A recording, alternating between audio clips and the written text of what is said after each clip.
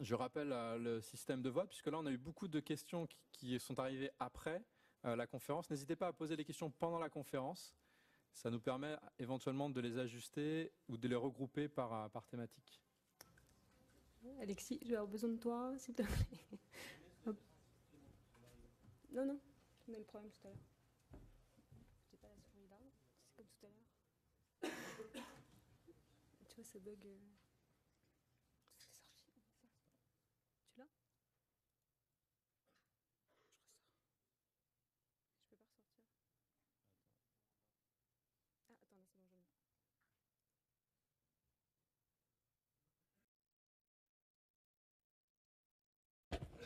Alors, bonjour à tous. Tout d'abord, je voudrais remercier le docteur Alexis Godin et le professeur Jean-Christophe Farge de m'avoir invité cet après-midi à vous parler des thérapeutiques de vitalité pulpaire après exposition pulpaire. Et voilà, donc la première question qu'on va se poser, c'est peut-on finalement réparer une pulpe exposée? Quel est le mécanisme de réparation? Quel est ce processus? Quand est-ce qu'on va pouvoir pratiquer ces techniques? Quand est-ce qu'on va pouvoir donc réparer les pulpes exposées? Comment va-t-on pouvoir procéder? Avec quel protocole? Quelle technique? On verra qu'on a plusieurs techniques à notre disposition. Et on verra également les pronostics, puisque il faut se poser la question si ces thérapeutiques sont des thérapeutiques qui sont fiables, et avec quel pronostic, et surtout quels sont les facteurs du succès. Puisque dans certains cas, si ces facteurs ne sont pas réunis, eh bien, il faudra peut-être décider d'en faire autrement et de ne pas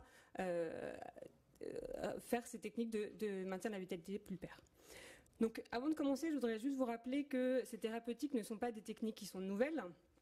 Ici, vous avez Philippe Pfaff, pardon, c'est pas très facile à prononcer, qui, a plus de 250 ans, parlait de coiffage pulpaire direct dans un manuel dentaire écrit en allemand, qui était le premier manuel dentaire en allemand, et qui donc, parlait déjà de ces thérapeutiques.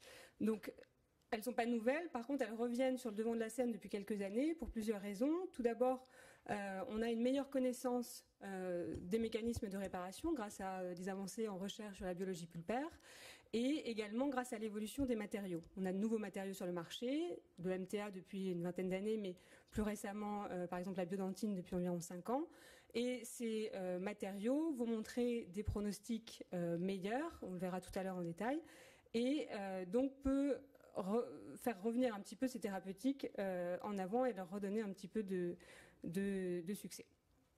Donc, voyons tout d'abord le mécanisme de réparation qui va se produire face à une agression donc, pathologique sévère. Là, j'ai pris l'exemple de la carie, mais ça peut être également une exposition traumatique. Face à cette agression pathologique, on va avoir une réponse une réaction inflammatoire par la pulpe, qui est une réaction de défense, qui va avoir pour conséquence un relargage de médiateurs inflammatoires et un recrutement de cellules immunitaires. Cette agression pathologique, quand on va vouloir la traiter, on va donc cureter la lésion carieuse, mettre à jour cette exposition pulpaire et placer donc un biomatériau approprié, on en reparlera plus en détail tout à l'heure, et placer une restauration coronaire. Cette réaction inflammatoire, en fait, elle va aller, par ce relagage ces médiateurs inflammatoires, elle va aller stimuler ce processus de réparation, et on va voir un petit peu plus en détail par un agrandissement de cette zone. Donc ici, on a, pour se resituer, pardon, je vais mettre la souris, bon, c'est pas grave. Donc vous avez la pulpe ici avec la palissade odontoblastique. On a la brèche donc pulpaire, l'exposition pulpaire avec une perte là des odontoblastes. Et donc là, on a cureté la lésion carieuse, mis en place un matériau et la restauration coronaire. La première étape, c'est que cette réparation ne va pas se faire par une division des odontoblastes qui bordent la lésion, puisque ce sont des cellules post-mitotiques, comme l'expliquait Soun, et qu'elles ne vont pas pouvoir se rediviser. Donc on va avoir ici un recrutement de cellules progénitrices qui vont être attirées sur le site de cette brèche pulpaire et de cette exposition, et qui vont ensuite se différencier en cellules dites odontoblast-like, comme je vous ai expliqué, qui sont des cellules en fait qui sont capables de sécréter une nouvelle dentine, dite une dentine réparatrice, qui fait partie de la famille des dentines tertiaires, Et cette nouvelle dentine va former en fait cliniquement ce qu'on appelle le pont dentinaire, donc ce pont dentinaire minéralisé. Donc on voit ici à gauche sur le schéma, mais également sur un cas clinique du docteur Simon, on voit radiographiquement le biomatériau, une zone plus radio-opaque minéralisée qui est le pont dentinaire, et ensuite la pulpe. Et l'inflammation, en fait, elle va avoir ce rôle d'aller stimuler cette réparation, comme on l'a vu, mais dans une certaine mesure. C'est-à-dire que cette inflammation, elle va vraiment balancer, enfin être au cœur de la balance entre la réparation tissulaire et la destruction tissulaire. Et si elle est assez modérée et de progression plutôt lente, comme l'a montré Soun avec ses activités carieuses, on va plutôt avoir tendance à stimuler la réparation pulpaire. Par contre, on sait que ce degré d'inflammation, il va augmenter avec la sévérité de la carie. Plus la carie va être profonde, plus cette inflammation va être importante. Et également avec l'activité des caries, donc j'ai repris les images de l'étude de Lars Berndal, avec des caries plutôt actives et cliniquement elles sont visuellement plus jaunes, par rapport aux caries à progression plus lente, qui sont plutôt marron, voire noires si elles sont plutôt arrêtées. Et donc, cette progression lente ou rapide, si la progression de la carie est rapide, on va avoir donc une inflammation plutôt sévère, d'intensité sévère et de progression rapide, qui va, elle, non plus stimuler la réparation, mais plutôt l'inhiber, et par contre, aller plutôt dans le sens de la destruction tissulaire. Donc, dans ces cas-là, quand on va passer dans cette limite d'intensité d'inflammation qui est plus importante, eh bien, on ne pourra plus vraiment faire ces thérapeutiques de maintien de la vitalité pulpaire, mais s'orienter plutôt vers le traitement endodontique. Et donc on a une sorte de limite, mais qui est très floue, puisque c'est un continuum entre cette inflammation réversible, qui est dite réversible, c'est-à-dire qu'avec le traitement, curetage de la carie, mise en place d'un biomatériau, on va réussir à maintenir la vitalité pulpaire, et une inflammation irréversible, qui, elle, malgré un curetage carieux, etc., on aboutira à un échec parce qu'on ne peut plus revenir en arrière. Et dans ces cas-là, il faudra plutôt s'orienter vers le traitement odontique. Donc, on dit qu'il y a un cut-off point, une sorte de limite, mais encore une fois, qui est plutôt dans un continuum. Et c'est ça toute la difficulté de la prise de décision, puisque les moyens qui sont à notre disposition pour faire la différence, c'était une des questions, entre la pulpite et l'inflammation réversible et l'inflammation irréversible, eh bien, nous est limitée, enfin, nos moyens diagnostiques cliniques sont assez limités. Donc, qu'est-ce qu'on a comme moyen diagnostique finalement? Eh bien, ça va se baser sur des choses assez simples que vous connaissez déjà. C'est l'interrogatoire du patient. Lui demander donc depuis quand il a cette douleur, est-ce que l'intensité de cette douleur, mais c'est quelque chose qui est quand même assez subjectif. Si ses sensibilités, voilà, au froid, au sucré, au stimuli, peut être plutôt d'intensité légère, modérée ou plutôt sévère. Et puis les tests qui sont en fait pour l'instant uniquement les tests thermiques, et on le sait qu'ils sont des tests assez limités. Et donc on va considérer, puisqu'on n'a quand même que ça pour se baser, on va considérer que l'inflammation réversible, c'est le diagnostic de la pulpite réversible, c'est rien de nouveau, est une douleur qui va être uniquement provoquée. Donc le patient ne va pas devoir rapporter de douleur spontanée, donc uniquement provoquée, et une sensibilité qui va être légère à modérée. La réponse au test thermique, elle est soit normale, mais elle peut être effectivement plus importante, mais par contre, elle ne doit pas être rémanente. L'inflammation irréversible, elle, quant à elle, est définie plutôt par une douleur qui va être spontanée. Le patient peut rapporter des épisodes de douleur spontanée, et une sensibilité qui va être plus sévère. Une sensibilité au froid, au chaud, etc. La réponse au test thermique dans ce cas va être rémanente, donc c'est le test par exemple sur un test au froid, une fois qu'on a levé le stimuli, est-ce que la douleur du patient persiste? Mais encore une fois, c'est subjectif. À combien de temps il faut le tester? Tout le monde n'est pas forcément d'accord sur tout ça, donc la limite, encore une fois, n'est pas simple. Et en plus de ça, la corrélation, et on sait depuis des années, entre le diagnostic clinique et le diagnostic histologique, elle n'est pas du tout... le diagnostic clinique n'est pas toujours corrélé au diagnostic histologique, ça on le sait depuis longtemps, mais une étude récente de Ricucci et collaborateurs a cherché donc à vérifier cette information, et ils ont donc collecté 95 dents qui étaient destinées à être extraites pour des raisons qui sont indépendantes de l'étude, par exemple des dents de sagesse.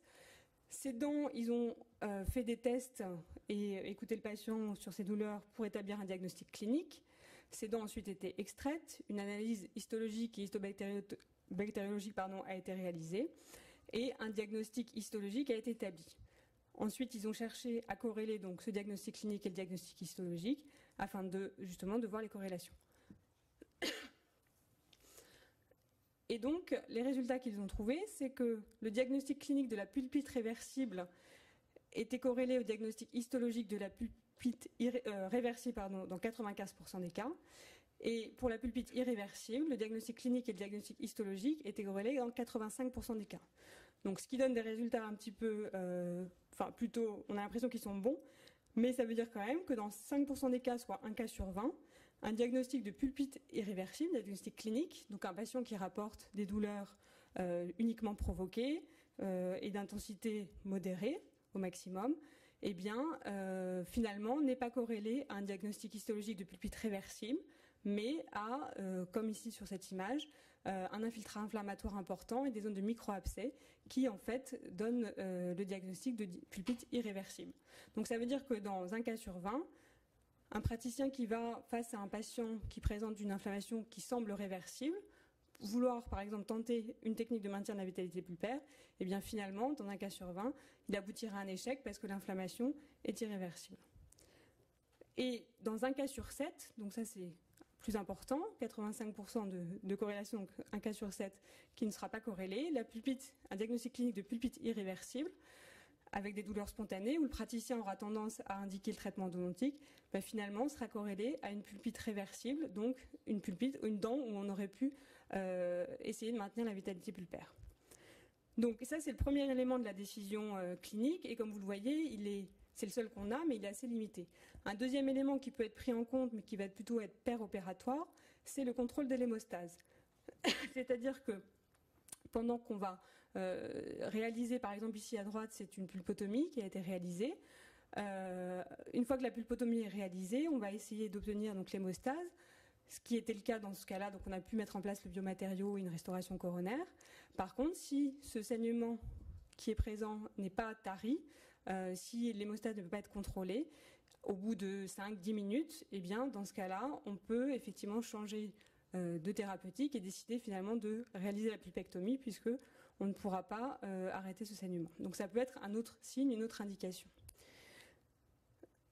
Alors, on va voir les différents protocoles cliniques. À partir du moment où maintenant on a pris la décision d'essayer de faire une thérapeutique de maintien de la vitalité pulpaire, il faut connaître donc les 3 techniques qui sont à notre disposition: le coiffage pulpaire direct, la pulpotomie partielle et la pulpotomie cervicale. Le coiffage pulpaire direct, c'est face à une exposition pulpaire de petite taille, on dit en général inférieure à 1 mm, eh bien on va mettre en place un biomatériau, mettre en place une restauration coronaire et on espère obtenir, donc ici en gris, le pont minéralisé et surtout maintenir la vitalité pulpaire du reste de la pulpe. La pulpotomie partielle, on va aller un petit peu plus loin. C'est une inflammation qui est un tout petit peu plus importante et donc on va aller sectionner une partie de la pulpe un peu plus importante. On va sectionner juste la partie qui est inflammatoire pour faire reposer notre matériau sur la partie de la pulpe qui va rester saine. Mettre en place le biomatériau, mettre en place la restauration coronaire, et encore une fois, essayer d'obtenir donc ce pont minéralisé et de préserver la vitalité pulpaire du reste de la pulpe.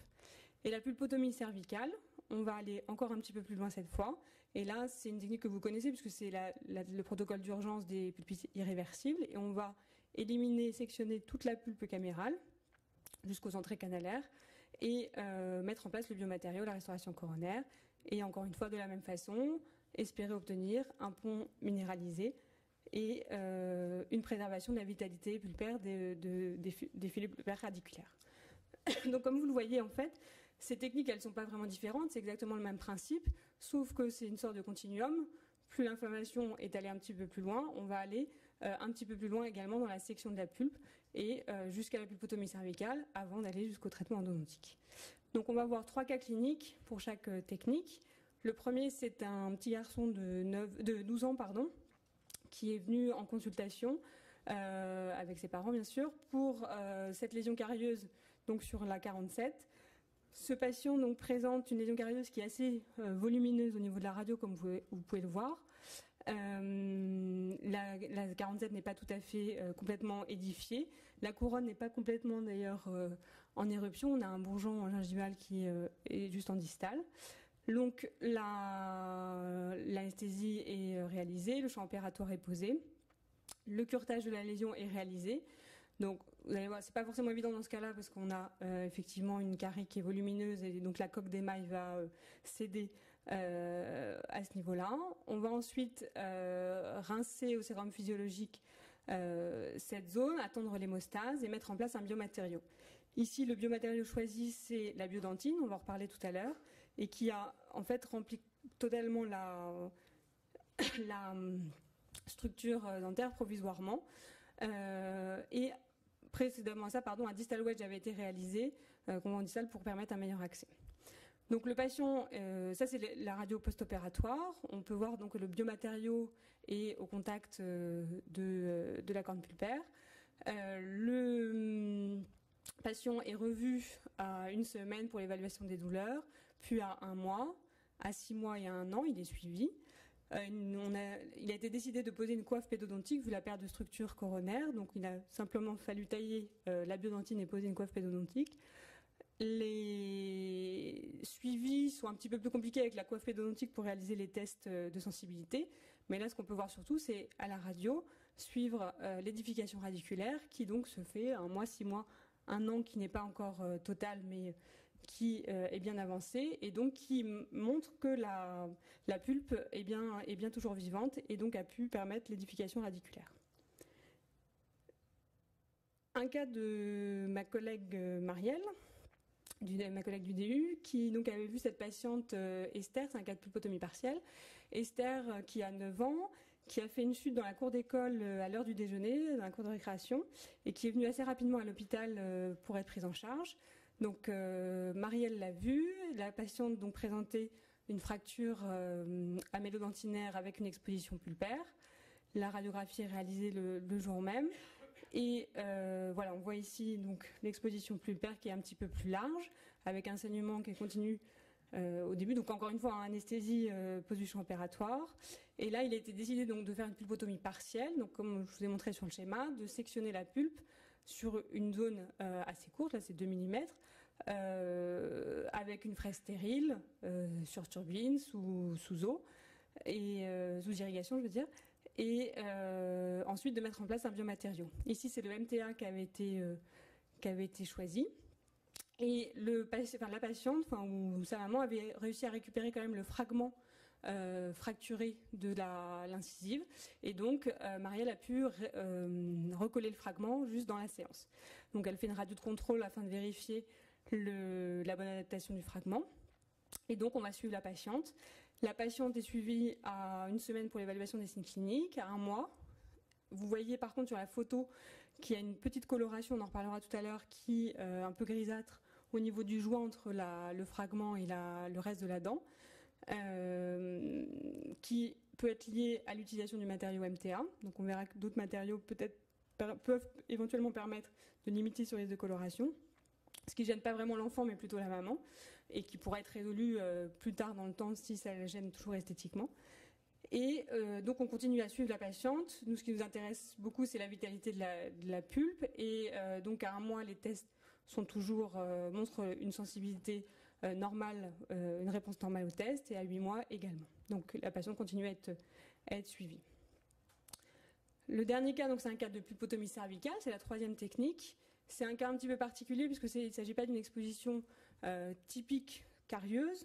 C'est un cas, en fait, un patient qui a été adressé par son implanto, finalement, puisqu'il avait perdu donc la 46. Cette 46 avait présenté une fracture radiculaire verticale, donc avait dû être extraite. Vous voyez que c'est un patient qui a des facettes d'usure, qui bruxe beaucoup et qui donc se plaignait de douleurs sur la 47, des douleurs uniquement provoquées, d'intensité modérée, mais qui durait depuis un moment. Donc il y a une sorte de progression un petit peu lente d'une inflammation qu'on a attribuée, nous, à des microfêlures coronaires, qu'on a eu du mal à visualiser même sous microscope, mais qui, en tout cas, était le signe de cette inflammation plutôt à bas bruit qui s'était prolongé. Donc là, il a été décidé de réaliser une pulpotomie cervicale, parce qu'on ne pouvait pas vraiment savoir jusqu'où allait cette inflammation au niveau de la pulpe. Donc une pulpotomie cervicale a été réalisée, donc anesthésie, champ opératoire, on a désinfecté même la dent et le champ opératoire. On a réalisé cette pulpotomie, donc qui n'a rien de compliqué, c'est vraiment comme pour réaliser une pulpotomie en situation d'urgence, voire comme pour une cavité d'accès. Et on a mis en place le biomatériau qui est un MTA. Là, c'était en 2 temps avec le MTA. On a appliqué un petit coton humide plus un varionomère par-dessus. On a revu le patient à 1 semaine, à la fois pour l'évaluation des douleurs et pour la restauration composite, pour vérifier la prise du MTA et donc éliminer le ciment varionomère, vérifier la prise du MTA, et refaire une restauration composite. Le patient est suivi. À 6 mois, tout va toujours bien. Il répond au test. Alors, au test au froid, un peu difficilement, mais on peut le comprendre avec la pulpotomie. Par contre, le test électrique reste positif. On n'a pas d'apparition de lésion apicale. Il a par contre perdu une perte de substance coronaire au niveau mésial. Donc, on a réalisé une restauration composite à ce niveau-là également.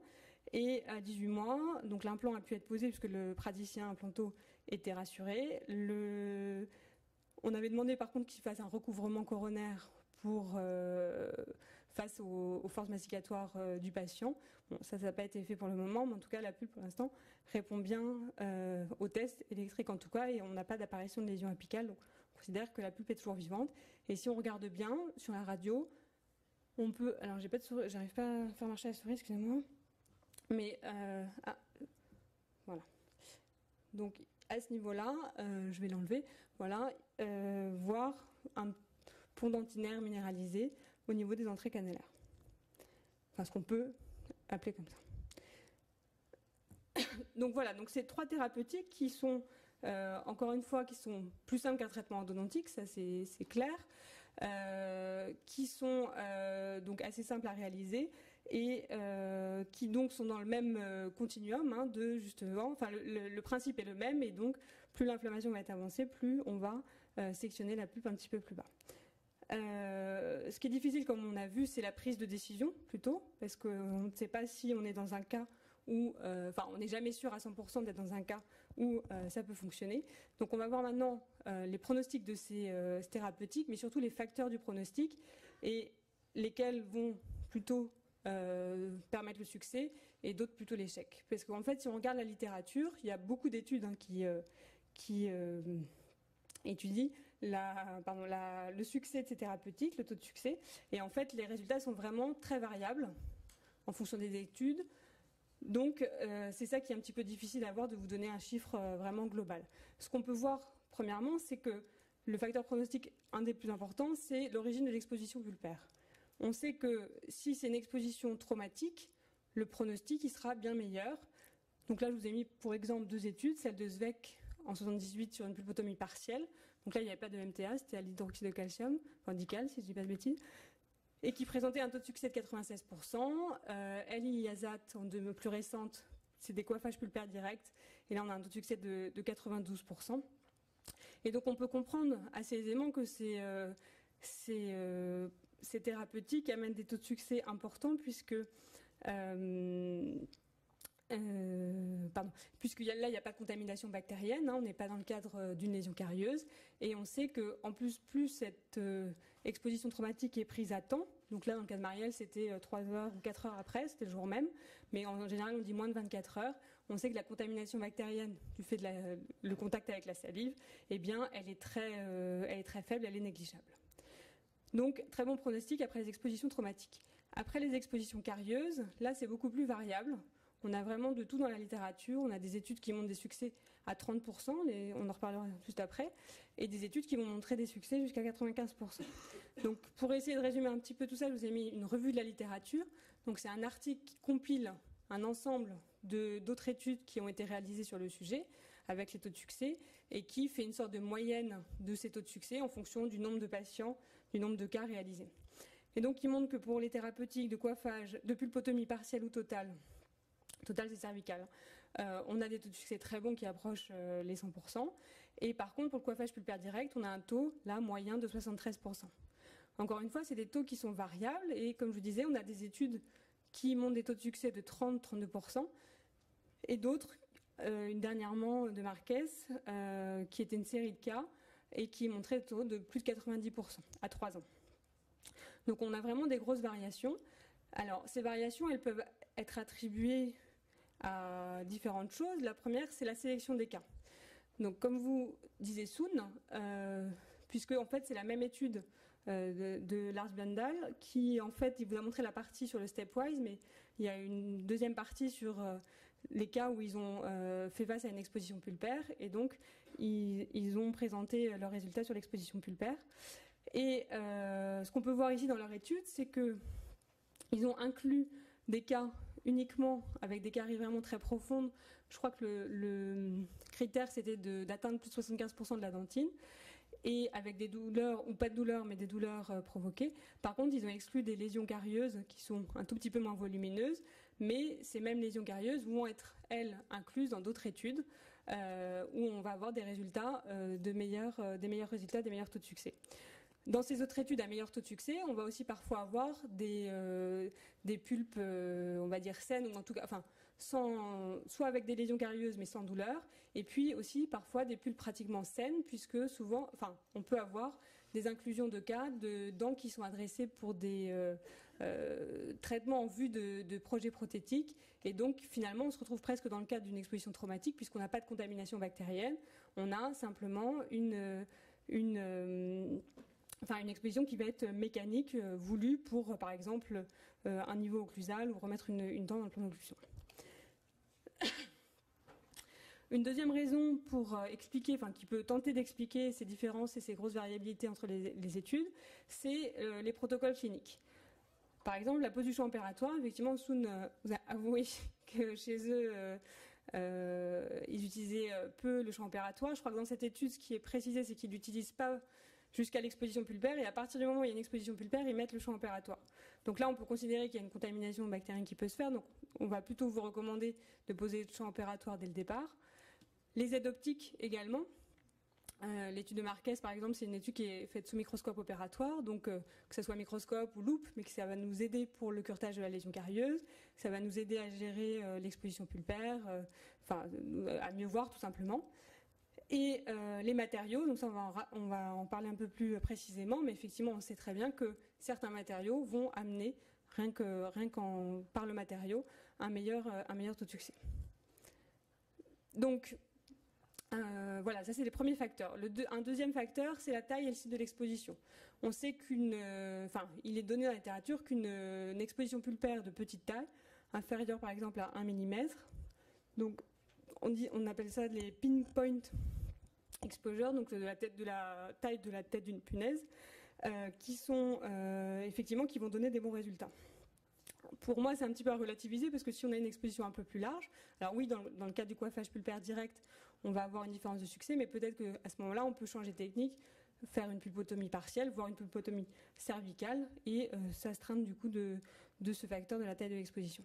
Le site de l'exposition aussi, certaines études ont montré que un site occlusal était plus favorable qu'un site proximal ou cervical.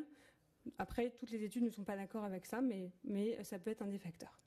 Alors, les matériaux, ça c'est un facteur important. Et en plus, c'est un facteur sur lequel on peut agir. On ne peut pas agir sur tous les cas cliniques. Par contre, le matériau, ça dépend vraiment de l'opérateur, de ce qu'il va vouloir utiliser. Donc pendant très longtemps, on a utilisé l'hydroxyde de calcium. C'était considéré comme le gold standard. Ça existe depuis très longtemps. C'était utilisé pour ses propriétés antibactérienne, anti-inflammatoire, son pH élevé. Et ça a montré que ça permettait de réaliser un pont dentinaire. Donc ça a été utilisé pendant longtemps. Là, ce matériau est un petit peu dépassé maintenant par d'autres ciments, donc dit les ciments à base de silicate tricalcique tels que le MTA ou la biodentine, on en parlait tout à l'heure. Donc la biodentine c'est assez récent, le MTA beaucoup moins. Et donc ces matériaux vont permettre d'avoir des meilleurs résultats. La première chose, c'est que le pont dentinaire va être de meilleure qualité. On a plusieurs études qui le montrent, ça c'est celle de Nahir en 2008, qui montrait ici que à gauche, donc vous avez un pont dentinaire après coiffage pulpaire direct avec un hydroxyde de calcium et l'acétate dicale. Et donc on a un pont dentaire qui est moins homogène, qui n'ont pas retrouvé systématiquement sur tous leurs cas cliniques, enfin sur tous leurs cas expérimentaux. Donc de moins bonne qualité qui va être poreux, on l'appelle cheese-like, parce que c'est poreux comme une tranche de gruyère, et donc de moins bonne qualité. Le MTA, lui, va montrer un pont dentinaire qui est plus homogène, plus étanche, qui va être plus reproductible. Et donc en conséquence de ça, on a assez logiquement des meilleurs taux de succès avec des matériaux tels que le MTA. Là, c'est une étude randomisée, c'est-à-dire qu'on a pris un pool de patients, on a décidé pour tous ces patients de faire un coiffage pulpaire direct qui était indiqué, et puis au moment de l'exposition pulpaire, on choisit de manière aléatoire entre l'hydroxyde de calcium et le MTA. Donc les cas sont choisis, si vous voulez, on ne peut pas orienter le cas en fonction du matériau qu'on utilise. Et donc sur ce cas-là, on voit que l'hydroxyde de calcium ici en rouge, et c'est les taux d'échec, donc c'est l'inverse. Donc le taux d'échec il va augmenter, et à 2 ans et demi, vous voyez, c'est des échecs qui sont plutôt dits retardés, puisqu'on va les avoir progressivement, sûrement à cause justement de ce pont dentinaire qui est plus poreux, et on arrive à 50% d'échecs au bout de 2 ans et demi. Alors que le MTA ici, on arrive avec un succès de 80%, donc 20% d'échecs, au bout de 2 ans et demi, et quelque chose de plus régulier, de moins de chute de succès avec le temps. Donc il n'y a pas que ces deux études-là, il y a beaucoup d'études qui ont comparé les deux types de matériaux. Ça, c'est une méta-analyse, donc c'est une étude qui regroupe justement ils font un screening de la littérature, ils vont juger quelles études ont des protocoles sérieux et bien établis pour les inclure dans cette étude d'études, où en fait ils vont faire une analyse statistique de tous ces résultats, donc c'est ce qu'on appelle une méta-analyse. Et donc cette méta-analyse a confirmé le meilleur taux de succès du MTA par rapport à l'hydroxyde de calcium, le pont dentinaire de meilleure qualité, et également qu'il entraînait moins d'inflammation que l'hydroxyde de calcium. Donc le dernier matériau, enfin c'est pas le dernier, mais un des plus récents, c'est la biodentine. C'est un matériau qui est très intéressant parce qu'il est dit bioactif. Donc ça a été montré dans dans la publication de Marjorie Zanini, notre collègue du DU, qui a montré avec Simon, que donc ce matériau était bioactif, c'est-à-dire qu'il va stimuler la minéralisation en stimulant en fait la différenciation des cellules progénitrices en cellules odontoblastes, donc capables de sécréter la dentine réparatrice, c'est ce qu'on a vu au tout début. Donc c'est un matériau qui est très intéressant, qui peut être une bonne alternative au MTA, ça a été montré dans d'autres études également, dont celle de Novica en 2013, qui a comparé les réponses de dents au coiffage pulpaire direct, et qui a montré des ponts dentinaires qui étaient au moins aussi bien qu'avec le MTA. Donc ça peut être une bonne alternative.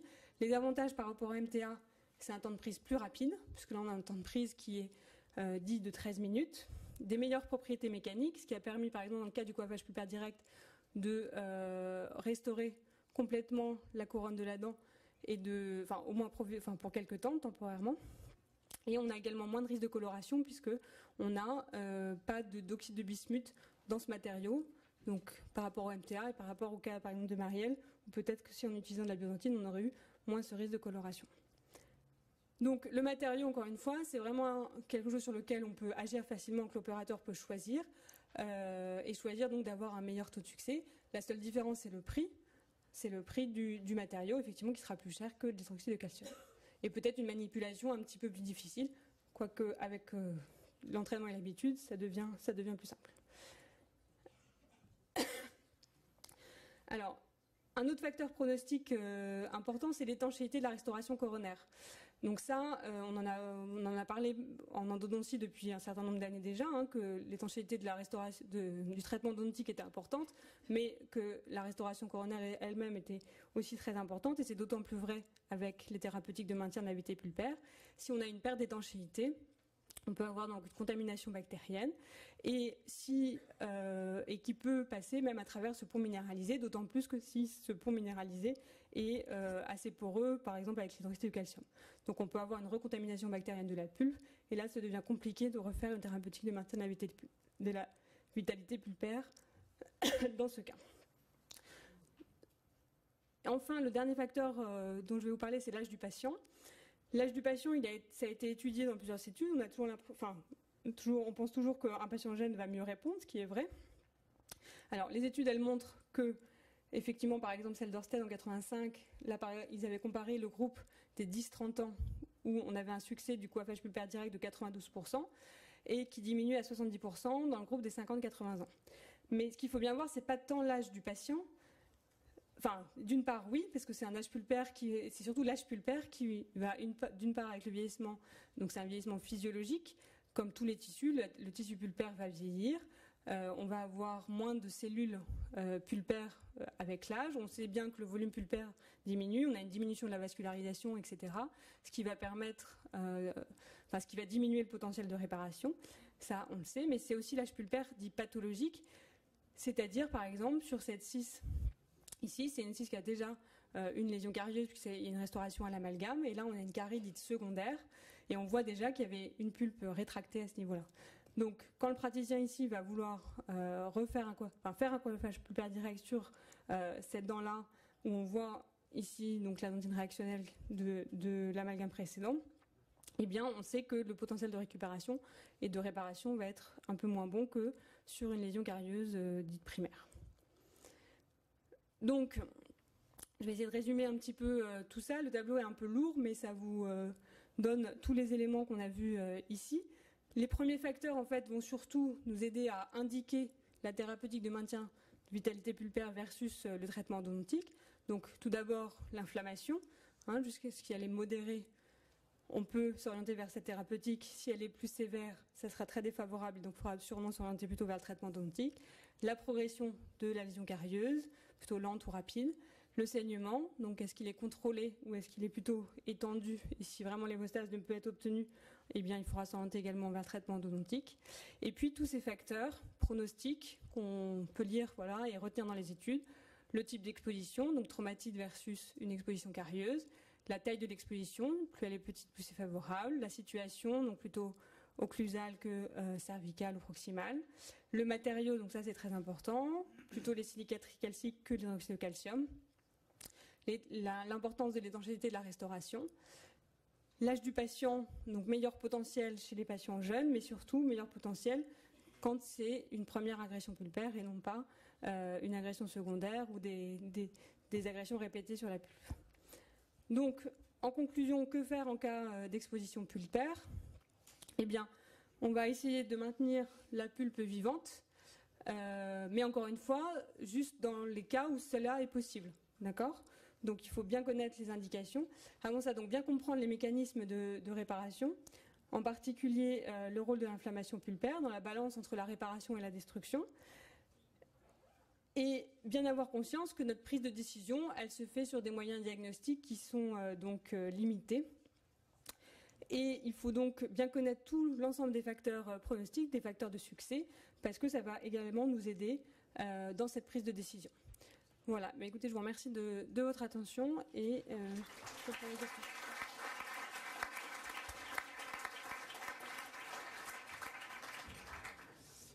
Merci beaucoup pour cette présentation très claire, didactique et très bien illustrée.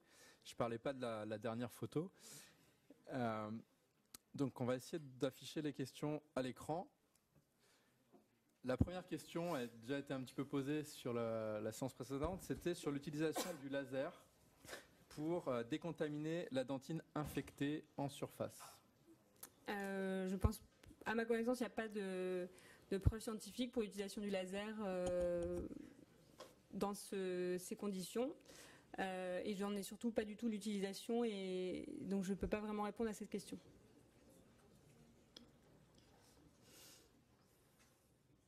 Est-ce que le pont dentinaire a les mêmes caractéristiques histologiques que la dentine?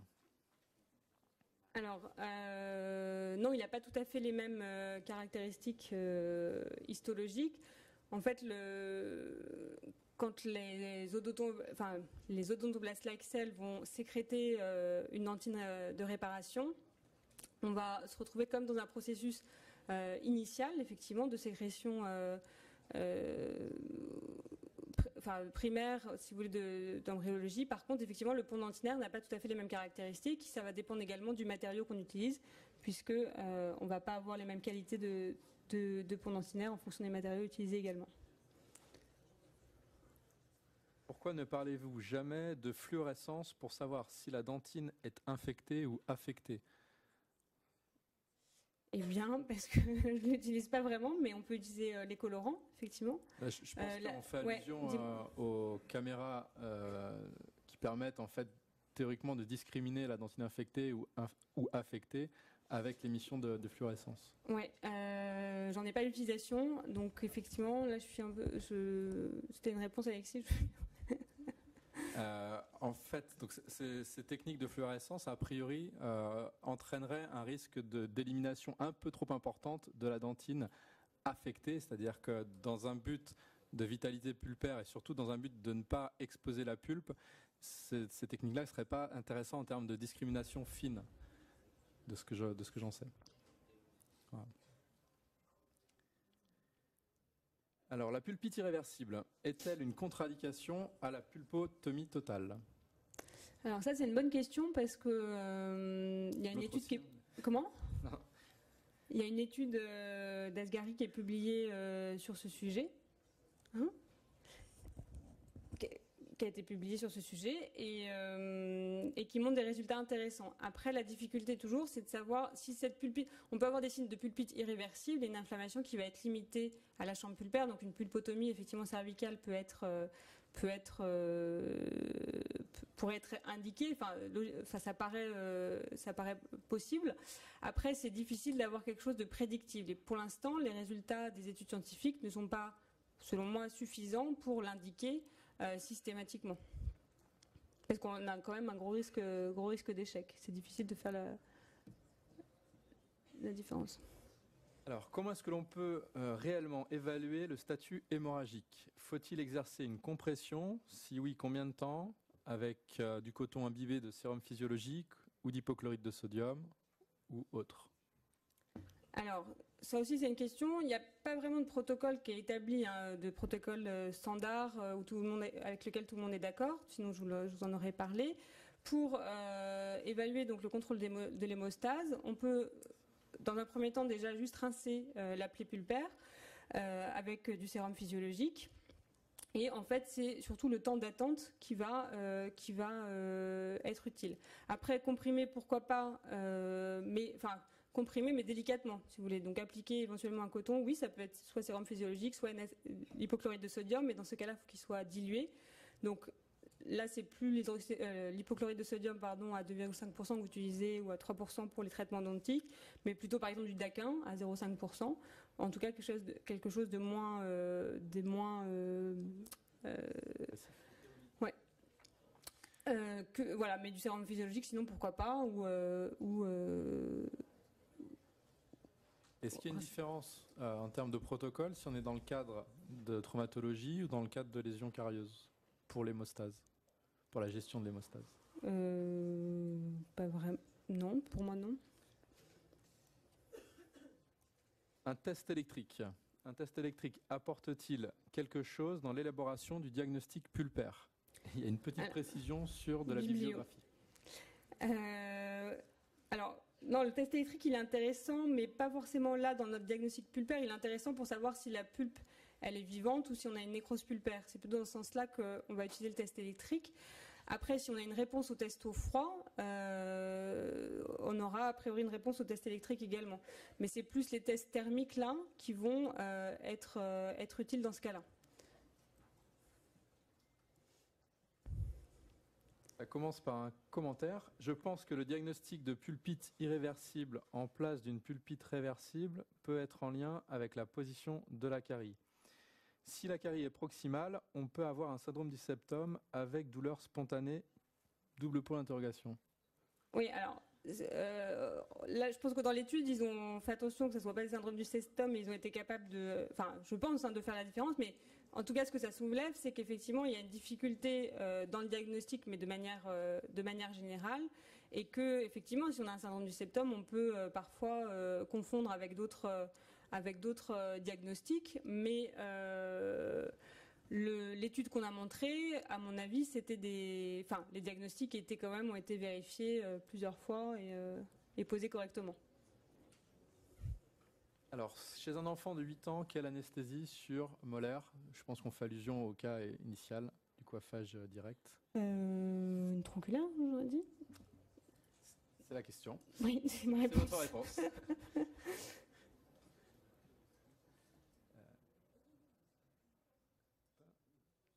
Alors, pourquoi choisir du MTA en secteur antérieur? Et est-ce qu'on a la même chose si on utilise du white MTA? Oui, mais dans le cas que je vous ai montré, c'était du white MTA. Au départ, effectivement, on pensait que ces colorations étaient plus dues au fait que le MTA était gris. Et en fait, on s'est rendu compte qu'on avait des colorations également avec le MTA blanc, puisqu'il est plus en relation avec le composant du matériau, donc l'oxyde de bismuth. C'est pour ça qu'on peut proposer éventuellement la biodentine qui n'en contient pas pour limiter ces colorations. Quelle fraise préconisez-vous pour réaliser la pulpotomie partielle?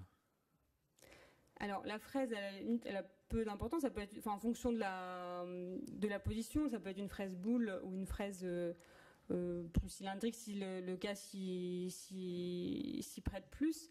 Ce qu'il faut, c'est que ça soit une fraise diamantée, qui soit stérile, qui soit donc voilà, sur turbine et puis sous irrigation. C'est ça qui est important en fait, plus que le type de la fraise.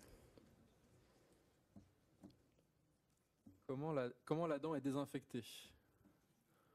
Comment la dent est désinfectée, c'est-à-dire la lésion. Je pense quel est le protocole de désinfection? Quand j'ai désinfecté la dent avant la pulpotomie, là c'était de la bétadine, ça peut être de l'alcool éventuellement. C'est pas non plus un protocole, c'est juste que dans ce cas-là, on a l'habitude en fait pendant les traitements endodontiques de désinfecter à la fois la dent, le clamp et le champ opératoire avant de même faire la cavité d'accès. Donc c'est plus dans ce sens-là. Non, c'était peut-être pas la question, pardon. Je sais pas exactement, mais je pense que la question c'était sur la réalisation par exemple du coiffage direct ou bien de la pulpotomie, qu'elle soit partielle ou totale. Est-ce qu'il y a un protocole de désinfection? Oui, d'accord. Alors, encore une fois, c'est pareil, il n'y a pas de protocole guidelines, de recommandations générales. Chacun y va de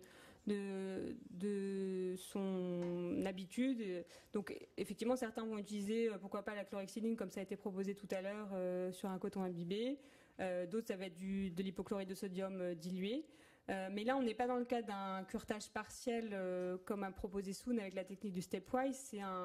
On est plutôt dans le cas d'un curetage total et effectivement avec une exposition pulpaire. Donc on a a priori, en curetant la lésion carieuse, éliminé en tout cas le maximum de lésions carieuses. Alors, comment est-ce qu'on peut réaliser le protocole de collage d'un fragment coronaire suite à un trauma sur du MTA qui n'est pas encore Ça, c'est pris? une bonne question. Effectivement, on aurait pu choisir effectivement, le MTA a une prise de 4 heures. Hein. Donc, on aurait pu choisir de placer, par exemple, un ciment vérinomère et de conserver le fragment pour le recoller plus tard. Après, là, je pense que c'était plus pour justement essayer de maintenir... c'est une sorte de balance de... Prise de décision. Voilà, entre effectivement le fragment qu'on a là et qu'on souhaite recoller. Donc c'est sûr que c'est pas l'idéal, mais par exemple là la biodentine aurait pu permettre, parce que la biodentine elle prend 13 minutes, en tout cas pour sa prise vraiment initiale, et donc on aurait pu éventuellement peut-être plus utiliser ce matériau-là qui peut avoir un intérêt. Il y a une question, non? Vous vouliez rebondir dessus? Non. Alors, question suivante. Sur le cas de pulpotomie partielle traumatique, l'exposition pulpaire de la dent engendre, je suppose, une contamination bactérienne. Même si on fait le traitement rapidement, le risque de nécrose dans ce cas-là n'est-il pas plus proéminent qu'il semble logique d'envisager une pulpotomie totale ou une endo? Donc, là encore une fois, les études montrent que finalement la contamination par la salive, le fait de l'exposition pulpaire soit donc dans la salive, la contamination bactérienne finalement est assez négligeable. C'est ce que montrent les études et donc on a, comme on a vu là, des très bons pronostics et des très bons taux de succès. Donc qui ne justifient pas de faire le traitement endodontique face à une exposition pulpaire traumatique. Quel intérêt de la pulpotomie sur une dent permanente mature, étant donné que l'édification radiculaire est terminée? C'est plus facile. Voilà, je pense que c'est un des intérêts majeurs. Après, c'est plus rapide également, c'est plus Voilà, je pense que... Je pense que la question est posée parce qu'on a associé en tout cas un temps. Ah oui, d'accord. Oui, bien sûr. La pexogénèse, enfin, la pulpotomie. Oui, comme tout à fait. C'était la pexogénèse. Ouais. Non, tout à fait. Donc ça, c'est vrai. Hein, c'était le but initial, mais effectivement, plusieurs auteurs, dont Stéphane Simon, publié un article qui proposait effectivement la pulpotomie en tant que restauration permanente. Et ce qu'on a fait avec le patient avec sa 47. Et donc pour moi, oui, l'intérêt majeur, c'est que, comme vous l'a montré Soun, il a montré les taux de succès du traitement endodontique au Danemark, mais en France, on n'est pas forcément meilleur quand on regarde le nombre d'échecs endodontiques chez les patients, et en particulier sur les molaires. Donc la pulpotomie, elle est quand même beaucoup plus facile à réaliser, encore une fois, si elle est réalisée dans de bonnes conditions et dans des indications qui répondent à son indication. Alors, beaucoup de questions sur les produits, les protocoles. En cas de pulpotomie cervicale, désinfection à l'hypochlorite ou chlorhexidine ou autre? C'est ce que je vous ai déjà répondu. Enfin, c'est la même chose pour les 3 types de techniques. C'est-à-dire que il n'y a pas de protocole établi. Ça peut être de l'hypochlorite, mais plutôt à ce moment-là dilué. Donc, par exemple, le daquin ou chlorhexidine, pourquoi pas, oui. Alors, combien de temps est-ce qu'on laisse en place la biodentine ou le MTA? Comment le retirer sans risquer de recréer une effraction pulpaire? Troisième question, y a-t-il une inhibition du collage à la suite de l'utilisation de ces matériaux? Alors, combien de temps le laisser en place? Donc la biodentine, pour la prise, normalement c'est plutôt un quart d'heure, on va dire, 13 minutes, mais bon, on va dire plutôt 15 minutes. Après, ça dépend si on compte faire la restauration coronaire définitive dans la même séance, mais ça peut être, comme on a montré sur les cas cliniques, en 2 temps. Le retirer sans risquer une effraction pulpaire, on ne va pas le retirer complètement. On retire, si c'est le MTA, on va le laisser en place. Si c'est la biodentine et qu'on a fait une restauration coronaire plus importante, parce que c'est un matériau qui était développé au départ pour des restaurations coronaires. Donc c'est pour ça qu'il a des meilleures propriétés mécaniques. Et donc quand on le retire, on va juste tailler dans cette biodentine, mais pas spécialement il faut surtout pas le retirer complètement, quoi. Et donc troisième question. Inhibition de collage à la suite de l'utilisation de ces matériaux, non. C'est bien comme réponse. C'est court. Quel type alors là, on va rentrer dans le détail du matériau. Quel type de MTA et qu'en est-il des biocéramiques? C'est un interrogatoire de police, là. Quel type de MTA? Le plus connu, donc, c'est le ProRoute MTA. Les biocéramiques, dont la biodentine, on a les BC Sealer, il me semble. Après, j'ai moins de connaissances des autres matériaux, c'est pour ça que j'ai un petit peu plus de mal à en parler. Je pense qu'il y en a plusieurs qui sortent sur le marché, mais les plus étudiés, c'est quand même le MTA parce qu'il est là depuis longtemps, et la biodentine plus récemment, et d'autant plus en France puisque c'est un matériau qui est fabriqué, Septodonte, c'est français. Voilà, donc je suis un peu limitée sur la... Comment ? Oui, non, mais voilà, effectivement, il y en a d'autres. Après, je peux pas vous faire un listing de toutes les marques et de toutes les propositions. De tout ce qui existe. Le pont dentinaire, s'agit-il d'ostéo ou d'orthodontine? J'ai peur de dire une bêtise devant mon patron, donc soit je lui passe la parole, soit je m'abstiens. Alors, une question pour Stéphane. La proposition Simon. je veux bien.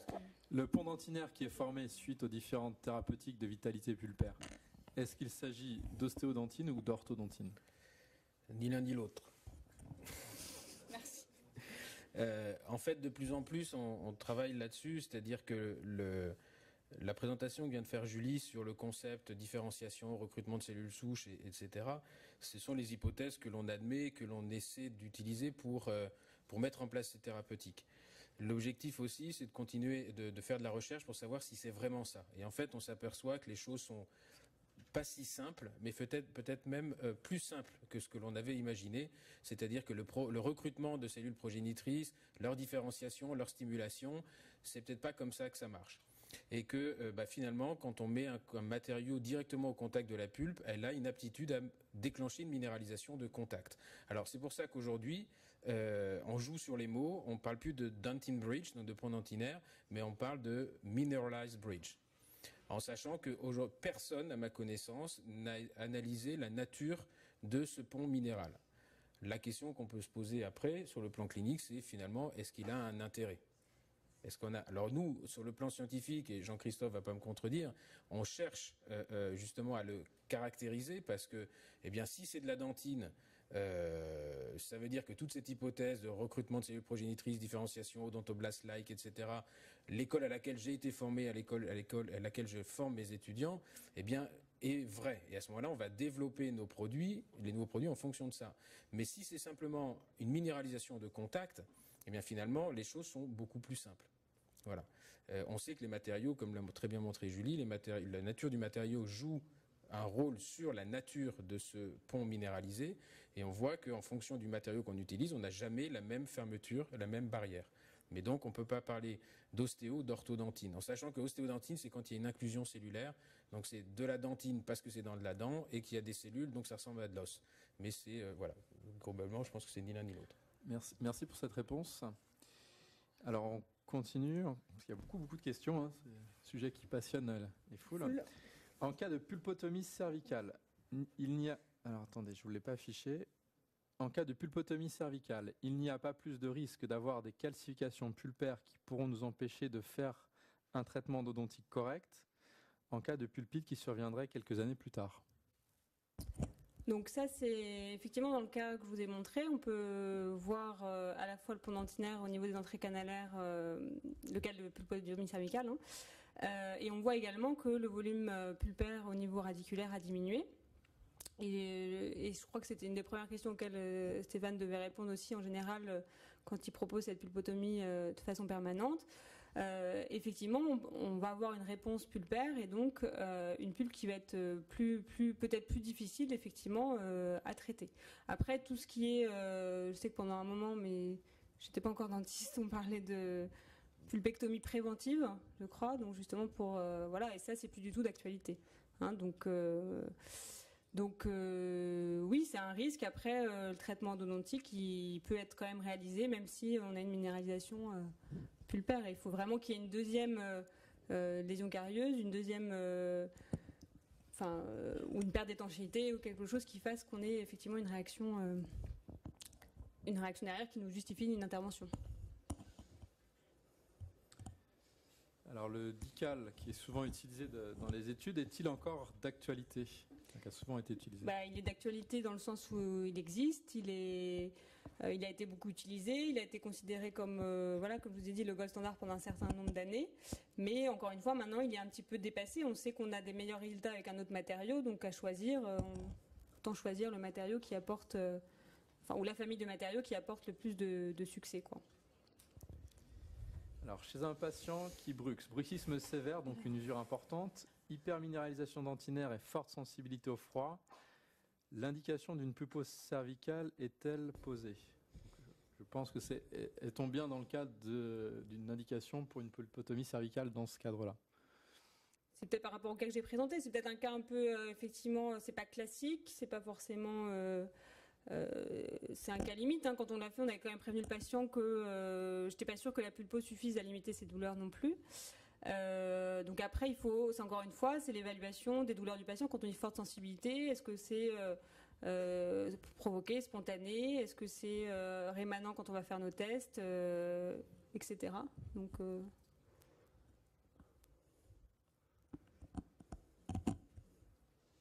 Dans le cas d'une lésion carieuse et coiffage direct, appliquez-vous directement le biomatériau ou faites-vous une ablation de la pulpe de surface dans la zone exposée ?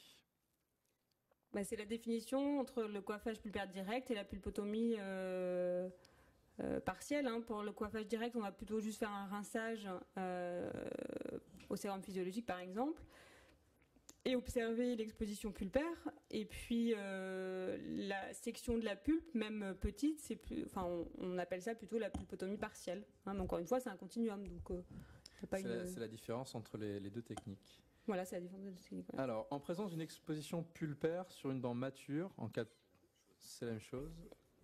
On va passer. Pourquoi n'utilise-t-on plus de matériaux à base d'eugénol, car ce produit a des vertus antalgiques? Comme l'IRM par exemple, c'est ça? Ou comme Ah oui, on fait des eugénol comme un eugénate. Ben, parce que ça ne donne pas des aussi bons résultats que nos autres matériaux qu'on va... C'est nécrosant, oui, en plus, oui, ouais, tout à fait. Quelle molécule pour l'anesthésie, pour l'évaluation du statut hémorragique? Est-ce qu'on utilise ou non des vasoconstricteurs? Oui, on fait une anesthésie classique. Avec vasoconstricteur. Avec vasoconstricteur, oui, tout à fait. Comment est préparé le morceau fracturé en cas de trauma, désinfection, puis préparation pour le collage? Eh bien, en fait, il va être, on va le mettre dans du sérum physiologique quand on va le réceptionner par le patient. Et ensuite, le morceau, en fait, il va être mordancé ainsi que la dent, la dent qui reste. Et puis, on va appliquer un adhésif et le coller. C'est le même protocole que pour une restauration composite, sauf que là, on va le faire également sur le fragment. Alors, la dernière question qui concerne cette séance. Ce genre de traitement peut-il être effectué sur des patients âgés, premièrement, sur des patients à risque infectieux et sur des patients à risque carieux élevé? Ou alors une combinaison des 3 facteurs à la fois? Combinaison des 3 bah, on va peut-être les prendre un par un. Oui, les prendre un par un. Sur les patients âgés, encore une fois, on l'a vu, oui, c'est envisageable. Hein, le patient de la pulpotomie, il avait... je ne vais pas dire qu'il était vieux, je vais me faire des ennemis, mais voilà, il avait pas 30 ans. Je vais me faire aussi des ennemis. Non, mauvaise réponse. Il avait 50 ans, je crois, mais c'est très jeune. Les patients à risque infectieux, oui, c'est envisageable. Après, il ne faut pas non plus le tenter sur des... Si on cumule, par exemple, plusieurs facteurs, il va falloir quand même se limiter. Hein. Si je vous ai mis tout ce listing de facteurs de risque, c'est pour les avoir tous en tête. Donc, si on n'a que des mauvais... des facteurs qui sont pas bons pour le succès et cumulés, il va peut-être falloir faire une autre intervention. Voilà. Et les patients à risque élevé... oui, c'est envisageable. Après, les patients à risque élevé, il va déjà falloir leur essayer de limiter leur risque carieux. Donc, si on arrive à bien le résoudre, eh bien, pourquoi pas, oui. J'avais dit que c'était la dernière, mais il y en a encore d'autres qui arrivent. Est-ce qu'il y a une codification CCM pour ce type de... J'appelle mon assistante. De thérapeutique. Oui, il y a des codifications. Après, je ne les connais pas par cœur, mais oui, il y a des codifications, bien sûr. Ouais. Merci. Alors, non, pas la pose, mais pour l'acte en lui-même. La pose de biodentine, non, pas plus que pour un autre matériau. Non, je dis une bêtise, sur le coiffage, il y a une... Oui, d'accord, oui, on peut, pour le matériau. Après, c'est pas précisé biodentine sur la CCM, ça c'est sûr. C'est des noms là, mais je sais pas, des noms à... Pour moi, il y a une cotation pour le coiffage. Il n'y en a pas?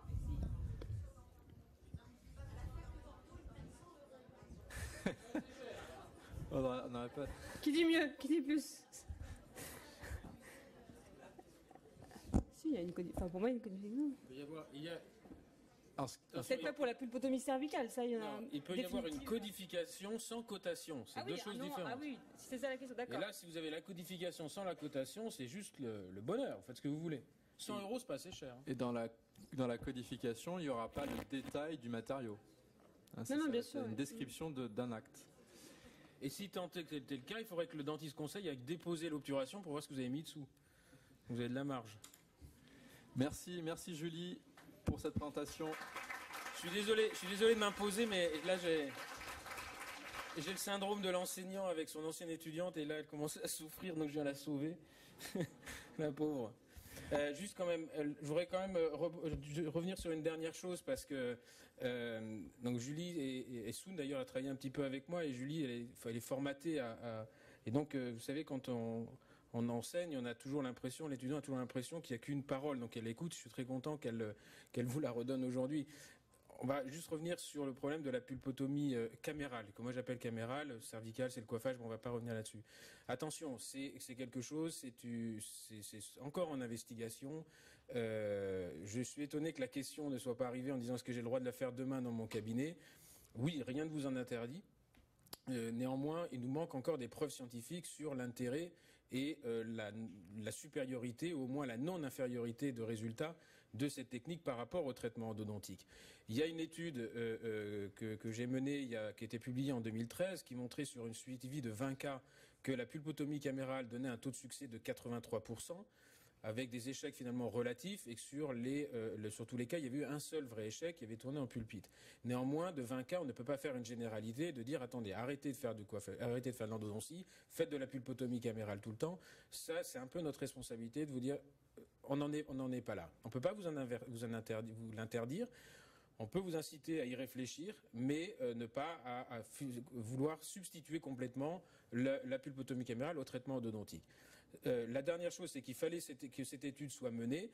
Ça fait 4 ans, et donc Julie a fait partie de l'équipe où on a monté ce projet qui s'appelle un projet hospitalier de recherche clinique, qui a été financé, où on a gagné le financement l'année dernière. Donc on commence les inclusions des patients le 1er janvier 2016. Et grâce à une partie de vos impôts que j'ai récupérés, soit 400 000 €, on va enfin pouvoir évaluer le traitement de façon randomisée sur 7 centres. 7 centres en France, 250 patients divisés qui seront randomisés. Et dans ce cas-là, on pourra vraiment avoir une position franche et vous dire de façon certaine, voilà, vous pouvez le faire ou vous pouvez ne pas le faire. Là, c'est un peu... voilà. Donc, après, il y a un suivi de 3 ans. On reviendra dans 4 ans vous présenter les résultats, ou pas, d'ailleurs. Peut-être que je serai parti avec la valise en Suisse, si vraiment ça ne fonctionne pas. Voilà. Maintenant, je voudrais juste faire ma conférence. Donc la personne qui vient de parler, et qui va parler ensuite, c'est le docteur Stéphane Simon. Stéphane Simon est maître de conférence